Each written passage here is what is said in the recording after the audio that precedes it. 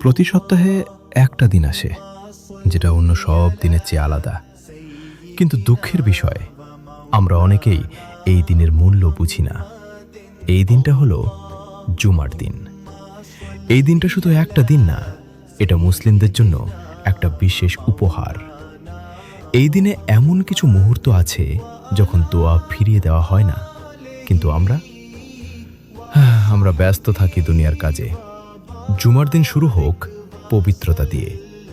গোসল করুন, পরিষ্কার কাপড় পরুন, সুগন্ধি ব্যবহার করুন, কারণ আপনি যাচ্ছেন আল্লাহর ঘরে। চেষ্টা করুন আগে আগে মসজিদে যেতে।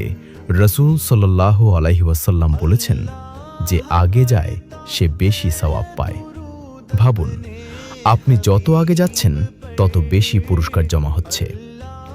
খুতবার সময় একদম চুপ থাকুন। এমনকি পাশে কাউকে চুপ বললেও আপনার জুমার সওয়াব নষ্ট হয়ে যেতে পারে। এই সময়টা খুব গুরুত্বপূর্ণ।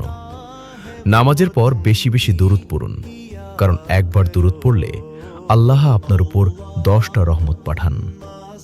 আর সবচেয়ে গুরুত্বপূর্ণ সময় আসর থেকে মাগরিব।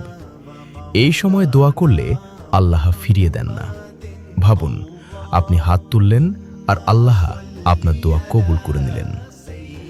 জুমার দিনটা শুধু একটা দিন না, এটা আপনার জন্য গুনাহ মাফ হওয়ার সুযোগ, দোয়া কবুল হওয়ার সুযোগ, আর আল্লাহর কাছে ফিরে যাওয়ার সুযোগ।